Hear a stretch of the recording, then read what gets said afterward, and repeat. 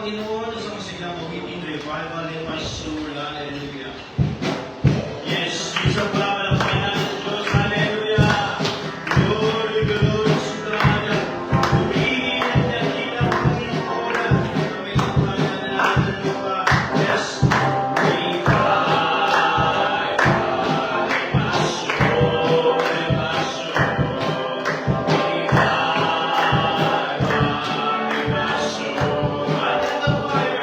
I got the hunger in this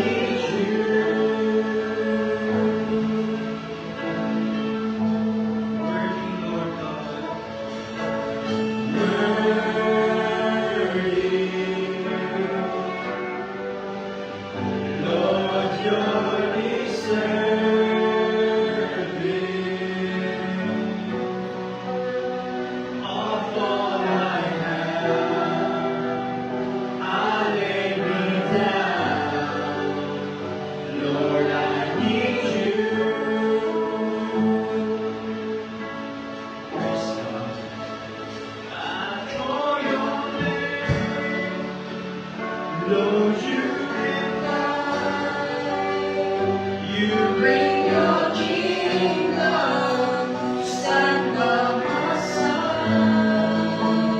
Giver of life, more than I need.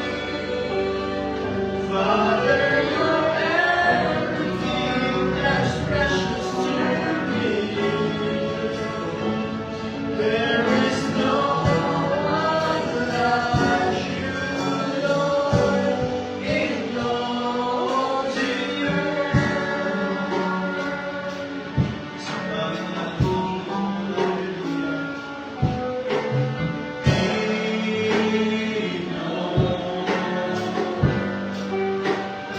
your strength,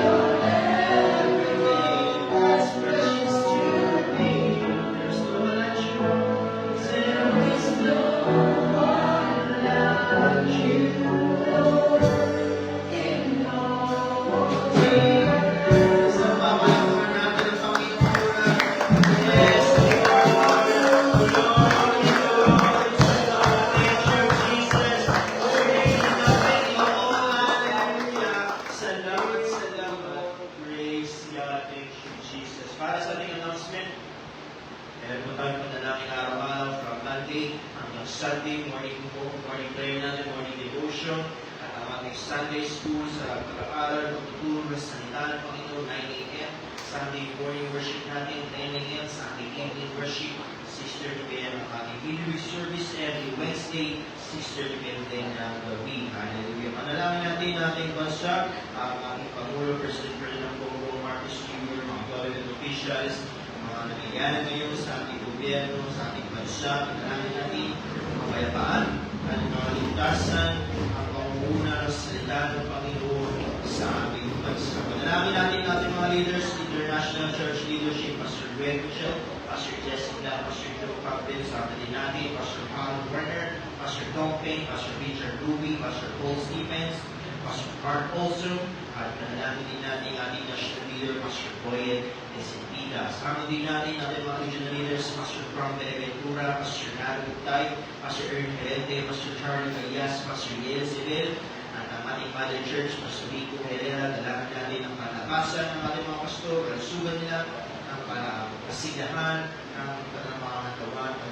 Pray din natin ang ating mga fellow pagkalaran of their churches, Pastor Ursul Paluena, Pastor Noel Torres, Pastor Richard Isay, Pastor Vincent Savero, Pastor Marsuriano, Pastor Roque Canyosa, Pastor Junlay China, Pastor Samuel Paul, Brother Jameson, and Brother Ruel Sabaloan, Pastor Melvin David, Pastor Jonathan Shares, Pastor Jess Pancho, at Pastor Larry Tumaya. Sama din natin yung mga missionary churches natin all over the world, Abu Dhabi, Cambodia, Taiwan, sa Japan, Indonesia, Israel, ating mga kapatid sa Vietnam, patuloy ng pagtatanim ng mga gawain sa mga sulok ng mundo. Hallelujah. At ang Antipolo Church, sama din natin pag-pray ang Antipolo, Pastor Christian Sena, and Sambayan, Spiritual Breakthrough, Financial Breakthrough, Salvation and Deliverance, Sula King, sa mga Converse, sa Nining Pusari, dalangin natin sa Nining Building, sa Nining Lupa, at transportation vehicle, pag-pray natin sa aming Diyos, ilapit na sa Panginoon. At mga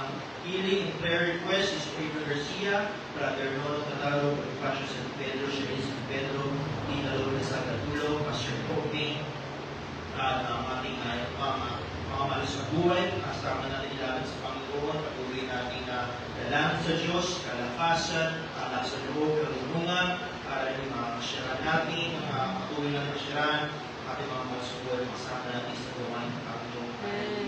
At ang ating activities, meron tayong discipleship sa Biyernes, dating na Biyernes sa Panglaran, August 22, one ng wika, next Friday, August 29, Impact Team sa Tondo, Maynila, September 13, Children Bible Conference, September 18 to 19, ang ating Bible Crusade sa Antipolo, October 4 to 5, at ating mga activities weekday at weekend, Bible studies, preaching, and every verse, basketball na fasting.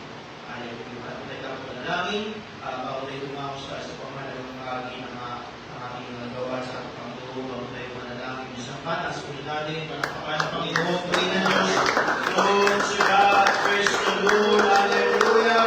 Thank you, Lord, holy God, holy, holy, O God, almighty, O powerful, and all-knowing, holy na Diyos. Praise the Lord. Thank you, Jesus, glory, glory to God.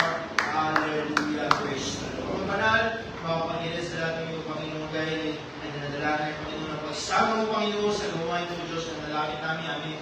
Mga leaders, international, Pastor Greg Mitchell, ang aming national leader, Pastor Boyd Esentida, sinasama din namin ang Mother Church, Pastor Rico Herrera, nadalanan, biyayain sila, pagpalain sila o Diyos, ang kanilang kalusugan, kanilang kalakasan, Panginoon God, ay kayong mga pagtibayan, Panginoon, nadalanan, Panginoon, mga healing request, mga prayer request, Panginoon, katutuin mo, Diyos, ang kanilang pangailangan, Panginoon God, complete healing, complete recovery, in Jesus' name, Lord Christ, at dinadalanin, Panginoon, ang pagliligtas, ang pagbunga sa bayan mo, Panginoon, kaya ang Sipolo, God, nilalapit namin ang mga sarili, Panginoon, bigyan mo pinakalakasan, kalulungan, ang mga paa, ang mga labi, O Diyos, ang mga kamay, pagpalayo, iyayain mo, Panginoon, ihayag ang iyong salita sa bayan ito, Panginoon God, at ang magdadala ng iyong salita, Panginoon God, ay pagpalayo mo, Panginoon, bigyan mo ng banal na nangis ko, Diyos, at mangusap ka, Panginoon, sa aming mga puso may umaga at lalabas kami daladala ang pagpapalat biyaya kami sa dalangin sa pangalan ni Jesus.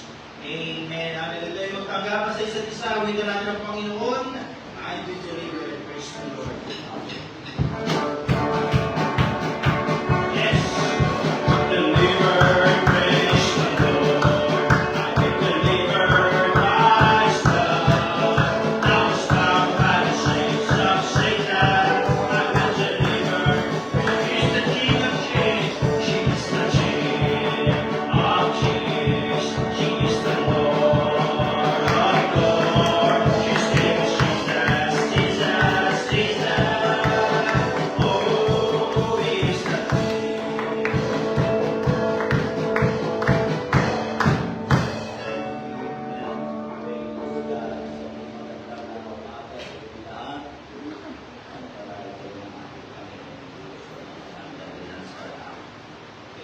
Amen. Praise God. Okay, so nakalagay na dito halos lahat. Yung funding natin sa Tondo, Manila. September 13, yung Children Bible Conference, pareho, wala nang mga ano sa atin yan. Kasi mas malapit na, tigit na yung ng preparasyon. Okay, pero kung meron pa rin gusto sumama, ay walang problema. Wala naman akong ano eh. Hindi nga naman ako. Pero kung meron man, pupunta ako dahil meron akong delegates, kung meron akong iba. So, meron po kasi gaganapin na Children Bible Conference sa September 18 to 19. Kailangan din kasi simple yung 2 araw yun. Kailangan din talaga simple yung preparasyon yun. Lalo na, kaya nga kung meron na-listing yun, maging kasama lang, ay sabihin ng natin, nagkapusapin natin si Pastor kung sino man yung representative nila dyan na nakakaalam yan, kung meron tuturo yan. Kung kaya naman yung umuha ng 2 araw na hotel, walang problema doon. Siyempre, kailangan kasi medyo maayos at maganda yung ano ng mga bata. Okay, so, siyempre kasama yung mga ulan. Hindi ko pwede. Hindi ba mas tulungan na lang? Hindi ko pwede yung ano, hindi ko pwede yung mabuti sana kung mga sila ni kapatid na pangalan ko yung kayo, nalimutan ko si Ray ang mga tandaan ko, magaling tandaan. Okay. So, yun lang, ating anniversary dito sa Antipolo, yung October 4 to 5. So, yun lang ang ating ilang yung pinakamalapit na sa Biyernes na yan, ang discipleship ng Baclaran Church, yung mga kalalakihan ay aking po na sumama kayo. Yung mga kalalakihan natin dyan. Kaya hindi ko na inano yung sa Manila dahil meron tayo niya sa Baclaran Church. So, inaamo ko kayo, kung gusto nyo maging kabahagi dyan, ay pwede kayo na sumama. Amen. So, mga lalaki lang yun, mga lalaki lang. Okay, wala na akong nalimutan at yung ating Jubilee Night sa ano yan? Okay, 30. Tama, 30 yun. Okay, sa August 30. Amen. At meron daw yata, ano ba, Jaya, tuloy ba yung activities nyo ng 29? Sino may sponsor ng Mega Day? Ay, sino?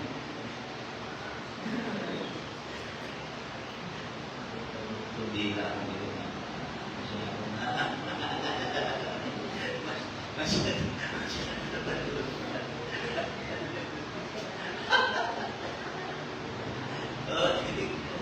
Nasasaya ko lang kayo. Hallelujah. Praise God.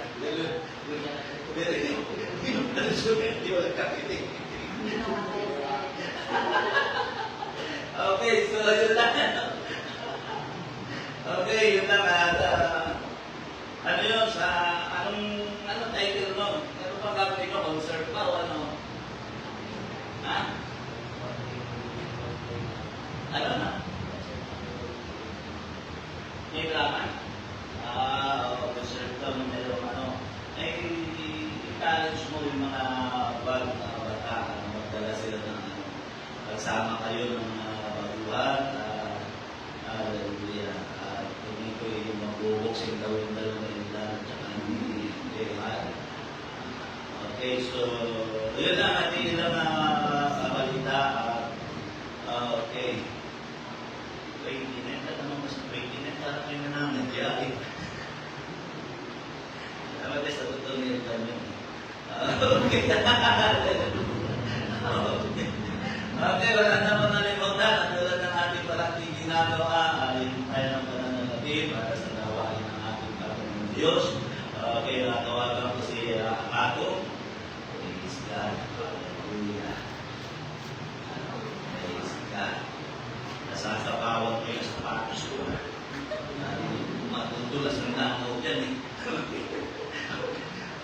Tayo kayo manalangin sa Panginoon. Okay, hallelujah. Pagkila, tapat ng Diyos, maraming pong salamat sa iyong kabutihan at sa iyong biyaya. Ang dalangin ko po'y pagpalain mo ang iyong mga anak. God, maraming pong salamat sa iyong kabutihan sa pangalan ni Jesus. Amen. Praise God. Yan ang gusto ko sa mga gusto ko dati yung mga nakikita ko sa mga disciple ay pinagpapala.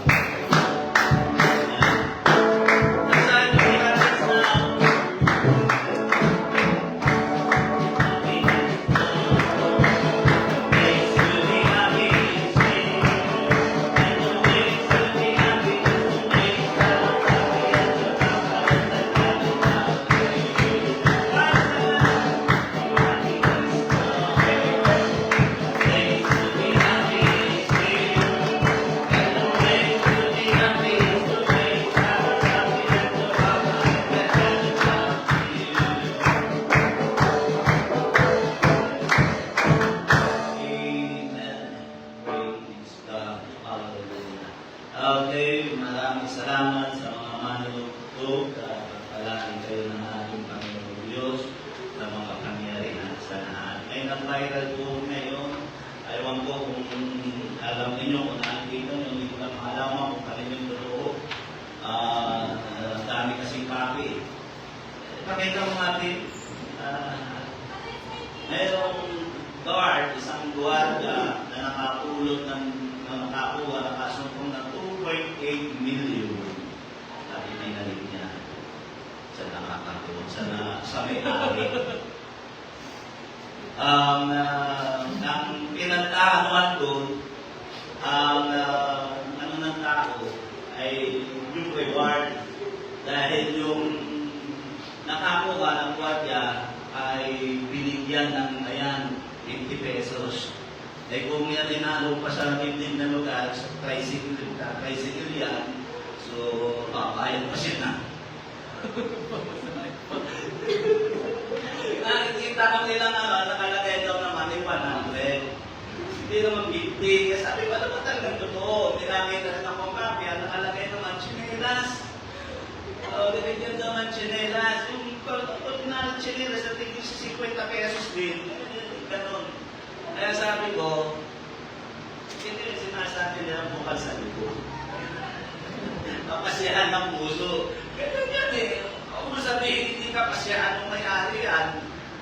Ayun nakagustuhan niya. At nakita ko, nag-ano din niya si Pastor Richard Lizay, nag-komento siya. Sabi niya, ibalik kapatid, nasa Diyos ang nagtimpala mo niyan. Gusto ko lang tingnan yung ilang yung komento. Aking kasi yung mga komento niyan eh. Yung mga babasahin ko yung ilang komento nila. Makikita rin yun naman yun eh. Siyempre, unang-una. Sabi nito, the good gentleman and the evil greedy one. So sa madaling salita, sa reaksyon pa rin ng mga nag-open, nakita nila, kaya sila nasaktan doon sa amin, hindi nila matanggap. Pero yung buwan dyan, tanggap naman niya. Sabi ni Bisaya pa ito, ay kanamigin nga si Theologin. Ano ibig sabihin mo dyan? Ano ibig sabihin mo? Kanamigin nga si Theologin. May nagsabi naman, God bless you, Lord. Isa nga nagsabi naman, 50 pesos, may ihatag. Sa paglalang lang natin yung mga hatag-hatag na ganyan.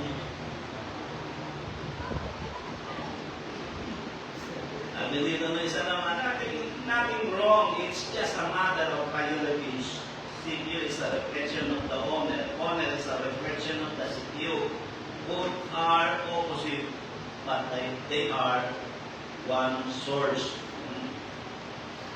Sabi naman ng isa, actually, 3 million yan talaga eh. O ibig sabihin, kinagkasama yan. Dalawang baan.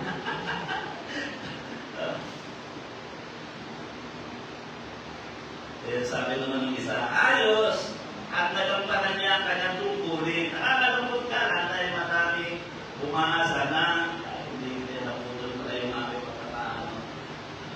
Sabi nakikita ninyo, meron sa amin naman ito, si Moding Makalisang Rayos, ang damot.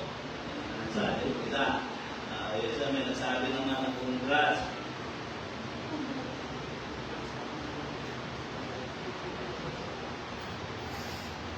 Nakikita po Bisaya, hindi mo maintindihan. Ito, sabi naman ni Gina ba yun? Gina, Ugot, Nabil. Sana hindi ka lang binigyan. Baka makabawas pa sa kanyang kayamanan. So, kaya kung pinapakita ko na sa inyo kung ano yung reaction. Kung ano yung reaction ng mga tao.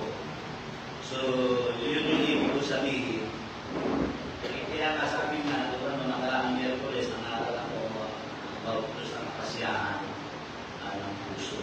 Yung kapasyahan na yun eh. So, okay, so ngayon ay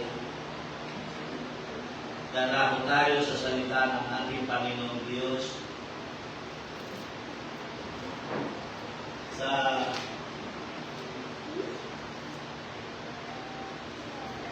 First Chronicle, sa chapter 21, and verse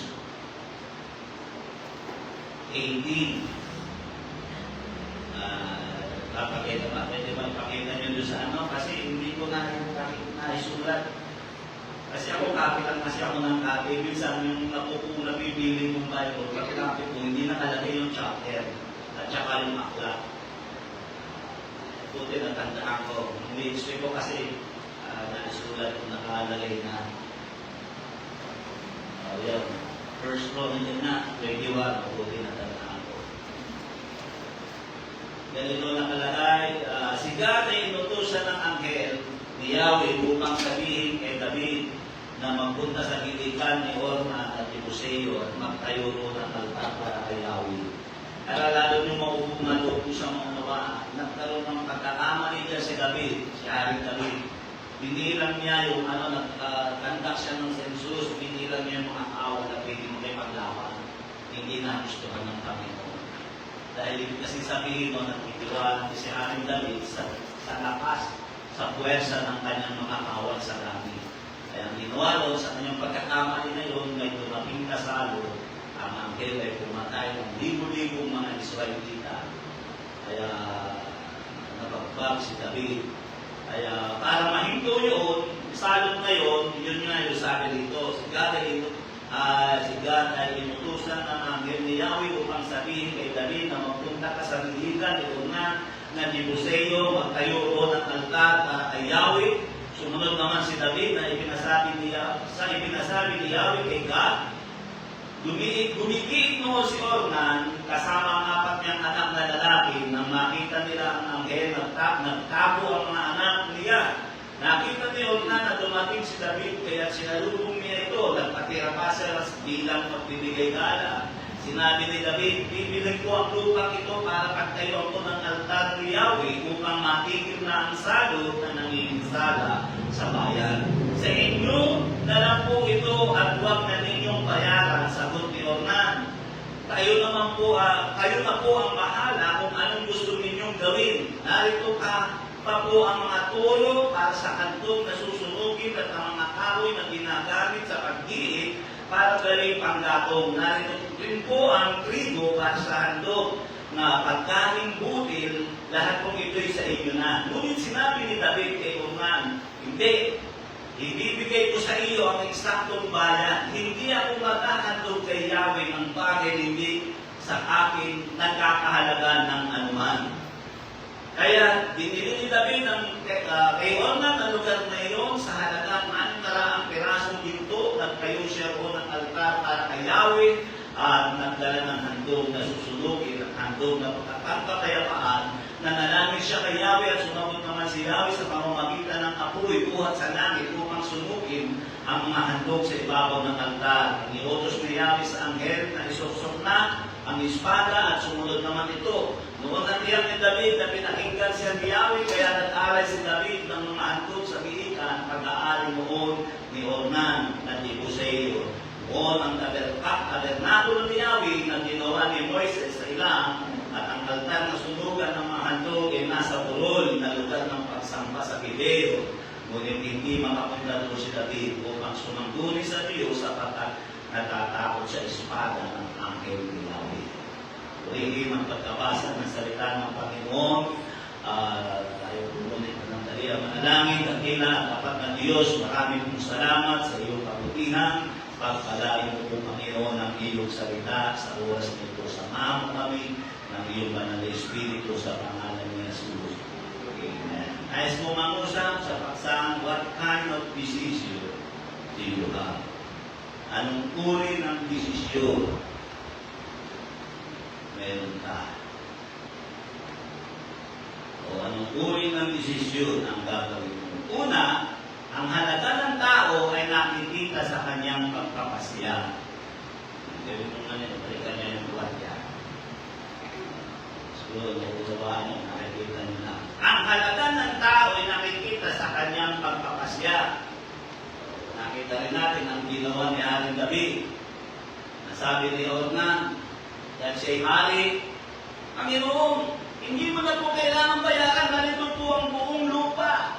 Ang maging kalamitan sa pag-iit, narito po lahat ng yung hayop na ginagawa ko, ginagamit ko rito para pambungkal o pang-iit dito sa gitan na ito, inyo na po lahat, donasyon po sa iyo. Pero ano sabi ng Panginoon, ano sabi ni David? Hindi kailanman ako maghahandog sa Diyos nang hindi nagkakahalaga. Kaya ano sa akin, ang mensahe ng Lord, ang halaga ng isang tao ay nakikita sa kanyang kapapasya. Kasi kung tutuusin, ay mabuti naman pagmalangin ng Yahweh. At least, hindi na nakabawas ng aking ito. Diba? Pero ano sabi niya? Hindi maaaring maghandog ako sa Diyos nang hindi nagkakahalaga. Yun po ang uri ni Haring David. Kaya, ito yung unang nais kong dalhin sa inyo, ang halaga ng tao ay nakikita sa kanyang pagpapasya. Anong uri ka ng tao, nakikita yan sa iyong pagpapasya.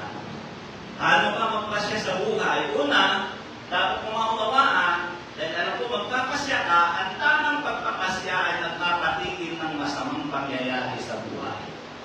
Salo. So, sa madaling salita, nahabag at naawa si Haring David. Dahil umirang kasi yung pakikintao niya eh. Nagtiwala siya sa dami ng kawal niya na sumusuporta sa kanya. So, pinabilang niya, sinabihan pa siya ng kanyang general, hindi na kailangan. Dahil hindi naman tayo pababayaan ng Diyos. Pero sabi niya, dahil nasa inaling, inaling mo. Yun. Nagkaroon ng sagot. Kaya nakita ko dito, para matigil ang sagot, mayroong malaking kinalaman ang pagpapasya. Sino po ang maharap sa napakaraming mga hindi magagandang pangyayari sa lugar? Sino nakakaranas ng mga bagay na hindi magandang pangyayari sa buhay nila? May kinalaman po ang ating pagpapasya. Gusto natin maging payapa. Yan ang ginawa ni Haring David. Gusto niya maging payapa ang Israel. Ang kanyang nasasakupan dahil siya ang hari. Ang kanyang buong sambayan gusto niya maging payapa. Ano sabi ng Panginoon? Magpasya ka. Pumunta ka sa lupain na yun ni Ornan. At doon tinitingnan ng Panginoon kung anong uri talaga ng tao si Haring David. Kaya ang tamang pagpapasyaw, ilagay po natin sa ating puso't isipan, ay nagpapatigil ng salot. At kung bakit nagkaroon ng salot, may kinalaman din yung pagpapasyaw ni David. Pinabilang na yung awan. Pangalawa, ang tamang pagpapasya ay nagbibigay ng dangal sa tao. Kaya nakita natin, minahal ang gusto ng Israel si Haring David dahil nakita naman ni Ornan na si Haring David ay hindi mapagsamantala. May binibigay na niya, libre.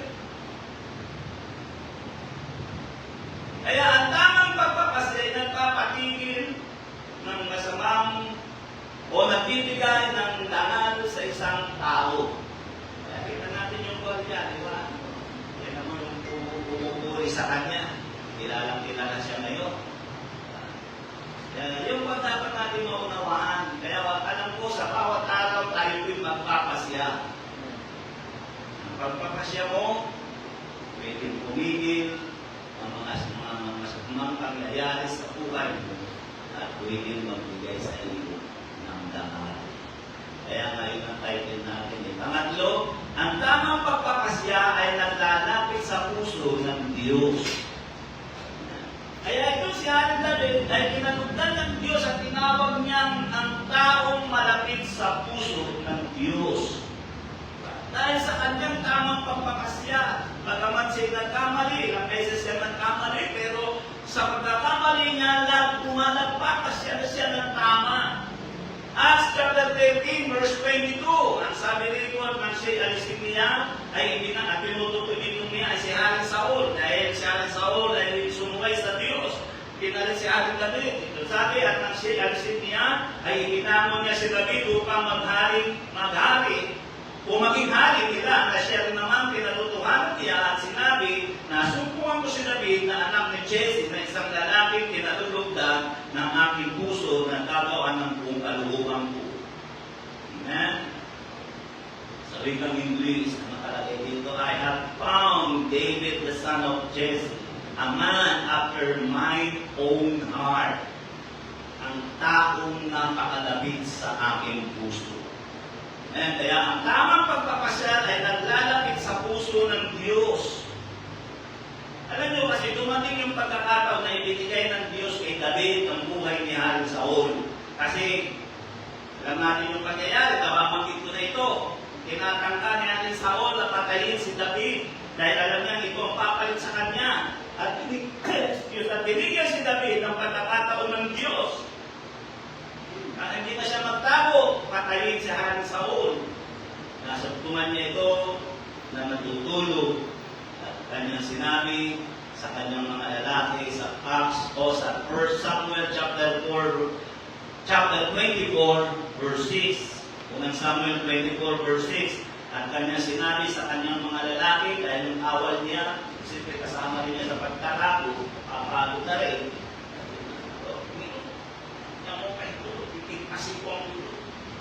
Sabi sa kanya, sabi dito, kanya sinabi sa kanyang mga lalaki, huwag itulot ng Panginoon ako'y gumawa ng ganitong bagay sa aking Panginoon, na pinahiran ng langis ng Panginoon na aking iunat ang aking kamay laban sa kanya. Iyamang siya ay pinahiran ng langis ng Panginoon. Sa wikang English, ang pagpapabanggit yan, touch not the anointed of God. Huwag mong pagsalinin ang pinahiran ng Diyos. Napasyahan niyo, kaya lalong naging malapit si David sa puso ng Diyos. Kaya nakita natin dito, kaya nung panahon na yun, hirap na si David sa pagtubis ni Haring Saul sa buhay niya, pero nabigyan siya ng pagkakataon upang saktan si Haring Saul. Hindi niya yung ginawa, ibig lang sabihin, hindi nagmamadali si David na maging hari kapalit ni Haring Saul. Sa kapasyahan niya iyon, doon niya nakuha ang puso ng Diyos. Kaya doon nakita ng Diyos ang halaga o papuri ng pagkatao ni David. Kaya ngayon ang sinasabi ko, sa iyong pagpapasya, magiging malapit ka sa ating Panginoon. Maaaring maging malapit ka, kung maaaring hiwalayan ka ng Diyos. Pangalawa na nais ko bigyan ng pansin, ang kabutihan ay binabayaran. Sino po ang gusto ng mabuti? Maging mabuting tao at gusto maging mabuti ang buhay niya, lahat po yan binabayaran. Kita natin yung barya. Nakakabili ka na ng kutsi mo. Pwede ka na makabili ng bahay mo. 2.8 billion. Kaya kung gusto mo maging mabuti ang buhay mo at ang kapalaran mo, binabayaran niya. Binayaran ng gwardiya, yung tangan niya. Ang pagiging mabuti ay isang kapasyahan sa buhay. Ito ang sinasabi, kung hindi ka pwedeng maging mabuti nang wala kang itatapon. Yun yung malinit ko sinasabi. Hindi ka po pwedeng maglingkod sa Panginoon dahil ang paglilingkod sa Panginoon ay paggawa ng pinakamabuti. Kaya hindi ka po pwedeng maging mabuti nang wala kang itinatapon. Tinapon niya 2.8 million. Ilang taon niyang gugugulin niyo sa pakikinggan niya?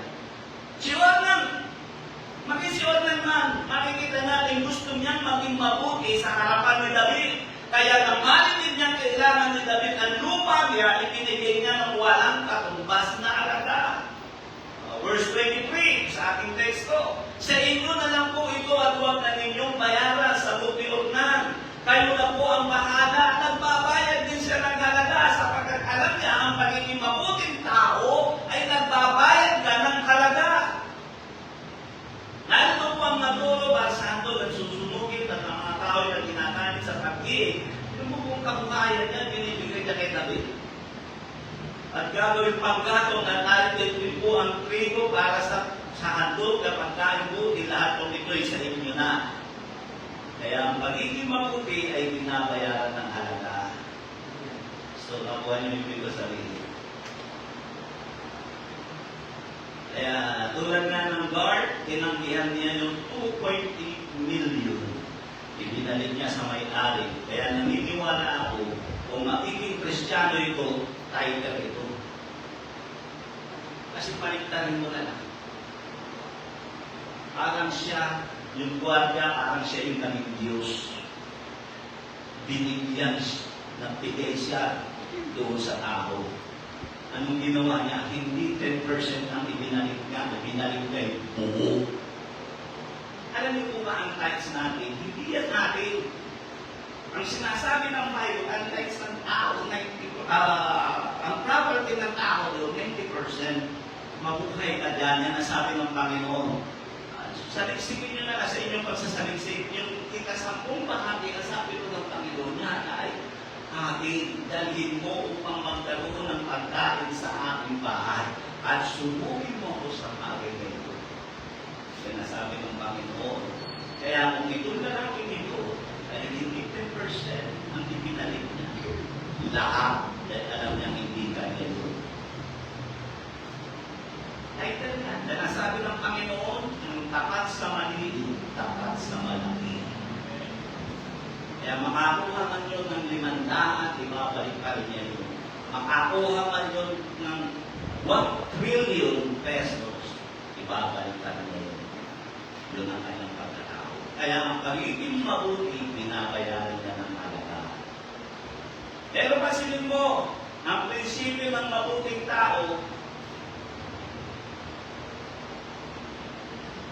ito yung sinabi ko si Haring David, hindi niya pinairan yung kanyang yung authority niya. Hindi niya siya nagsamantala. Ano ang sabi niya? Ito yung sabi niya, o sabi ni Haring David sa 1 Chronicle 21:24, ano sabi niya dito? At sinabi ng Haring David kay Ornan, huwag kundi katotohanan aking bibilhin ng buong halaga, sapagkat hindi ko kukunin ang iyo para sa Panginoon o magkahandog man ng handog na susunugin ng walang bayad.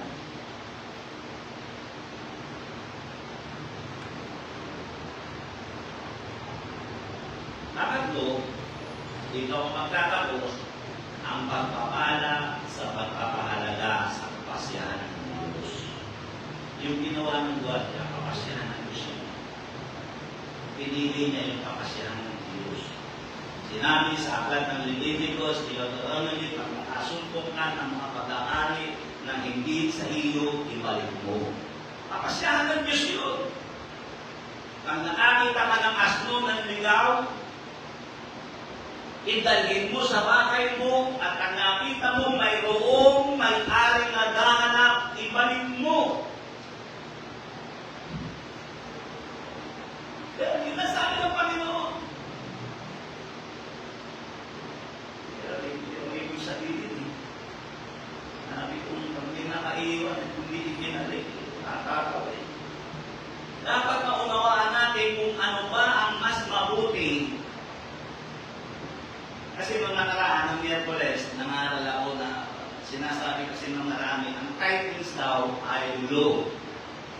Hindi po sakot ng law ang titles. Kasi Abel at Cain pa naman, makikita mo na hindi exercise na yung titles. Ay wala pa si Moises noon. Dahil kay Moises nagsimula ang law. Pagdating kay Abraham, nagbigay din si Abraham ng tithes.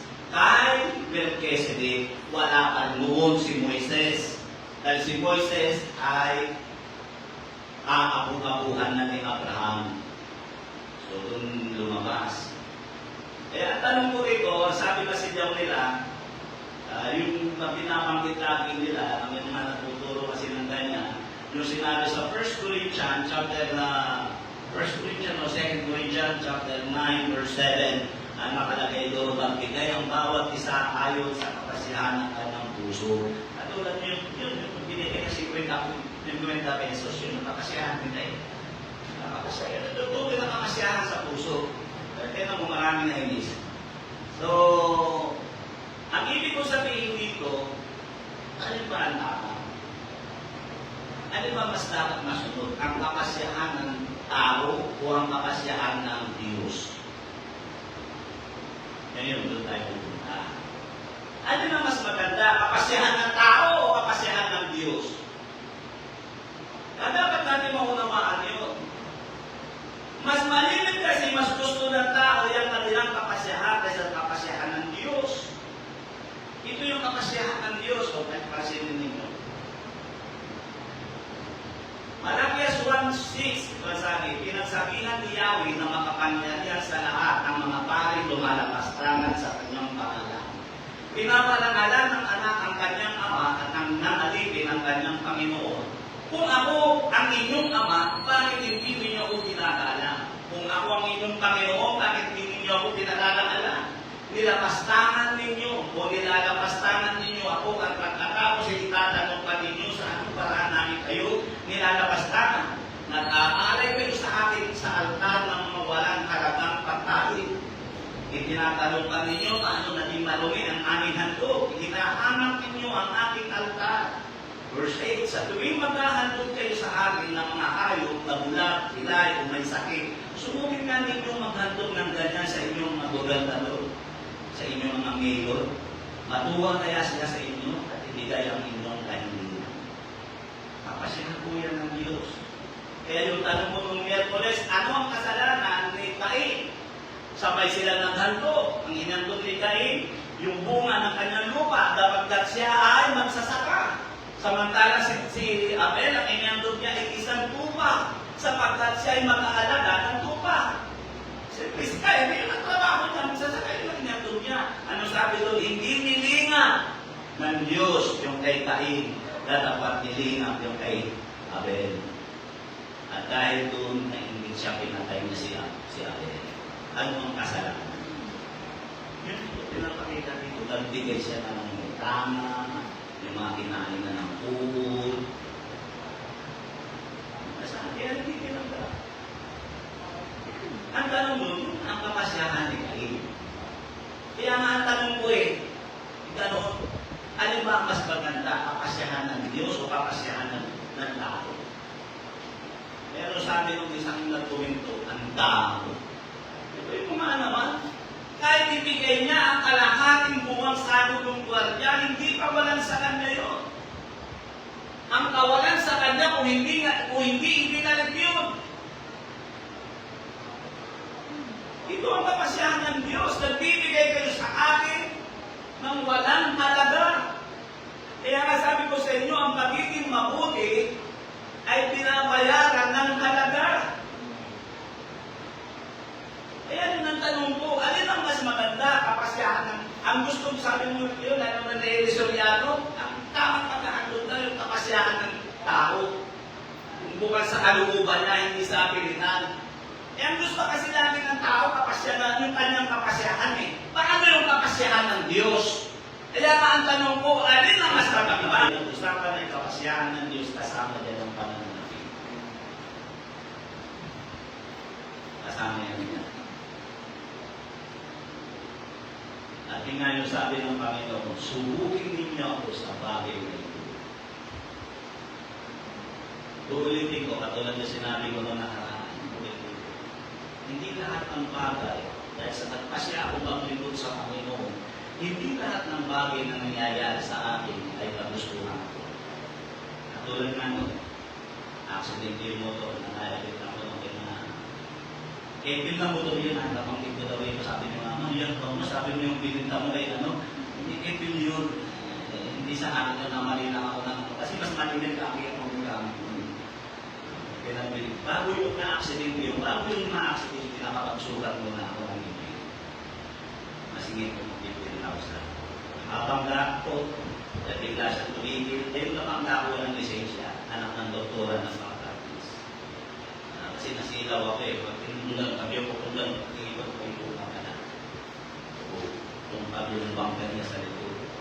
Eh, dahil sa wala siya siguro, binig ko isang, wala ko lisensya. Pag-iipag ko eh. Ano nangyari sa'yo? Kasi, ano nangyari sa'yo? Ano, dahil kita sa ospital? Okay lang mo, okay lang. Kaya nung pasap yung mga, kakit ka nung doktor eh, yung ganun din, pasap yung mga, ano, okay lang sa inyo? Okay lang sa akin. Dahil kami sa akin. Kami gastos. Ang bigastos ang tuyo, sasakyan ko. Kaya nang ako, kumuha ko ng 15,000. Kaya pala may pilitan ng 15,000. Kaya pala ko nakapagawa. Pangalawa yun, si Diego na nasa kasama. Sila po ng company. Car. Pangatlo, ito ng pininilig. Sasakyan. Yung araw na yung bago kami lumabas, may nakita ko. Agad hawak ko, nakatiis sa cellphone niya eh. Kita ko din na nakadikit ko. Talaga, 80,000. Oh, tumanggap ng 80,000. Tumanggap siya ng araw na yun ng 80,000. Tapos sumakay kami. Pupunta kami ng ano eh. Pupunta kami doon eh. So, sakit kami doon. Eh, sabi ko, okay. So, kung ano, hindi ko pinilagi ako kay dalang ito. Unang hawak niya. Eh, kumita pa ako siya. Naasikaso na yun. Tapos ko sa ospital. Eh, takapon na. Nasa unahan kami. Sabi ko, Phil, lakbo na. Ay, bago na. Sabi, pasok eh. Naipang isa reverse. Sabi mo kung nasa likuran, saan yung mga nasa likuran? Dahil po yung nabawasan yung 80. Naging ano, pero hindi hata tayo. Ibig ko sabihin, sabi ko kay Phil, huwag mo yung bibigyan. Ganyan talaga yan. Sabi ko sa kanya, kaya napinigyan ng Panginoon ng 80,000 dahil may mangyayari na ito. Ako ang ibig ko sabihin. Yun ang ibig ko sabihin. Pag tama kang magpasya sa buhay, hindi ka mababayan ng Diyos. Yan na.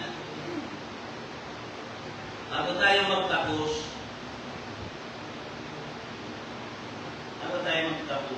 ayos kong gamitin yung illustration ni Pastor Boyd. Ako yung ito ng nakarangin ko. Mayroong isang bata sa isang local church na bago magsimula yung gawain. May isang bata na tawag ang pansin ng mga display o mga plaque na nakalagay doon sa wall sa church. Mga plaque.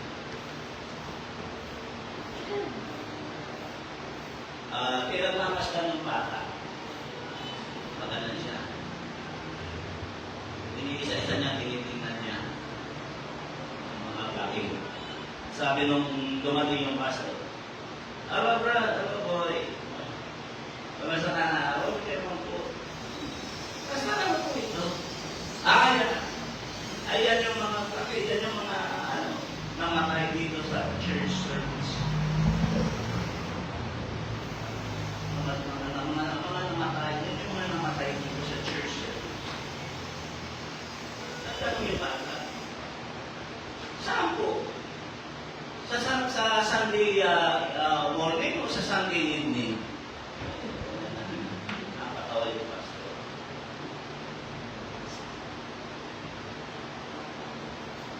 Meron palang mga namamatay sa church. Kaya tanong ng pastor, anong bata? Saan? Sa service ng umaga o sa service ng gabi? Yan ni Pastor Boyd. May minsan, may mga tao, yung mga Kristiyano, na dumadalo sa church, kahit na magpatuloy na tapas na. Ito na ang tao yung umiyak ko pagdalo. Hindi na ako babalo. Sa halip na doon niya papasyahan, dito niya pinapapasyahan sa iyo. sabi ko, may pagkasalayan ng pastor. Hindi kumakawa naman. Kaya yung mga kapatid. Ito na yung spiritual na tinuturo ito. Ito na yung nagpasya na hindi kasalanan ng mga ng espiritu. Sa halip na magpatuloy ay tumatalipod sa Panginoon. Nangusap ako, isang simple at kaya na pangusap, what kind of decision do you have? Iyoko natin ang ating mga ulo, nangusap ako sa isang simple at kaya na pangusap. Una, aking dinala sa inyo, ang halaga ng tao ay nakikita sa kanyang pagpapasya. Pangalawa, ang kabutihan ay binabayaran. Kung gusto mo maging mabuti ka sa Diyos o maging mabuti ka sa tao, pinapayaran niya. At ang pangatlo, ang pagpapana sa pagpapahalaga sa kapasyahan ng Diyos. Yan ang pipiliin mo. Anong gusto mong piliin? Yung kapasyahan mo o yung kapasyahan ng Diyos? Kahit kailan hindi magkakasya ang Diyos na ikaw ay umalis sa church. Hindi magkakasya ang Diyos ng ganyan. Kaya ano nga ang pipiliin mo? Yung puso mo, nasabi ng Jeremiah chapter 17 verse 9, ang puso ay higit na ay madaya, marumi at madaya ng higit kaysa sa lahat. Yan nasabi na salita ng Panginoon. Kaya ito nga aking nais ay paabot sa inyo. Amen. Alin ang pipiliin mo, kapasyahan mo o kapasyahan ng Diyos. What kind of decision do you have? Kaya natin tumayo. Kita natin ang Panginoon.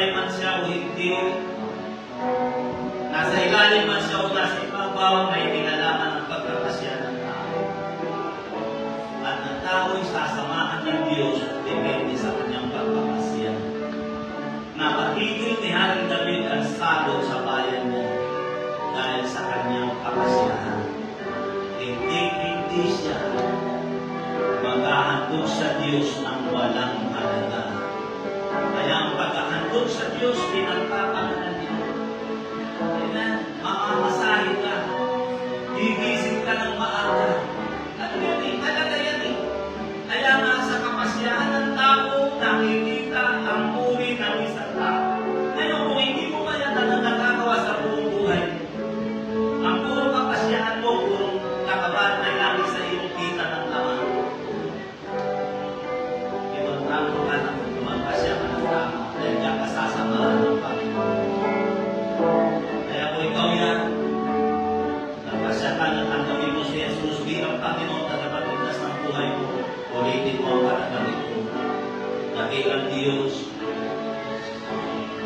umaga na ito, inaamin ko po ang mga kapasyahan ay lagi nakadepende sa aking laman.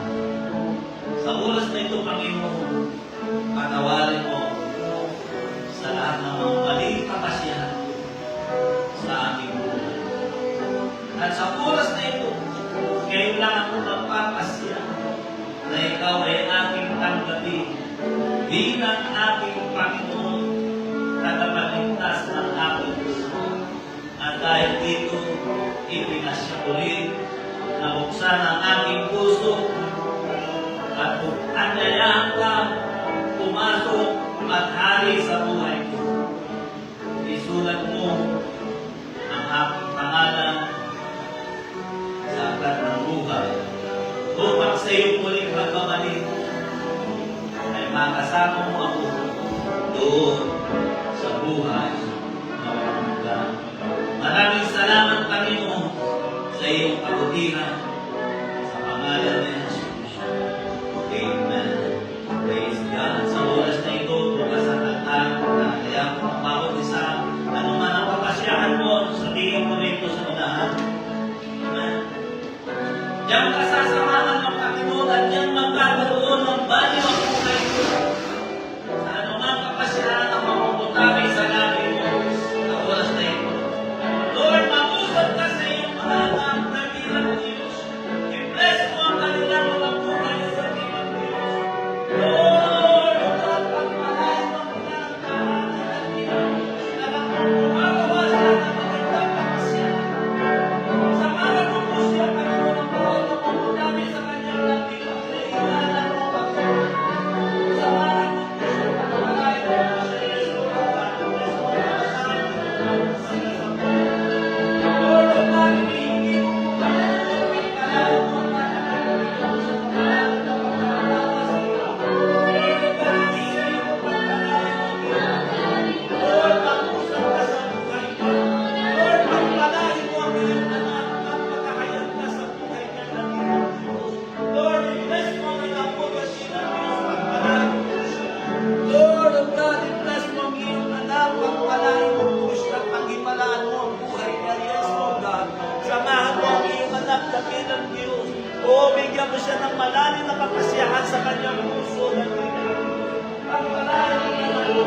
Pagpalain mo ang iyong anak. O, God, samahan mo ang kapasyahan niya sa buhay niya, Lord God. Pagpalain mo, Panginoon, ang iyong anak na bilang Diyos. Yes, Lord God. O, salamat sa Panginoon. I-bless mo ang iyong anak. Yes, Lord God.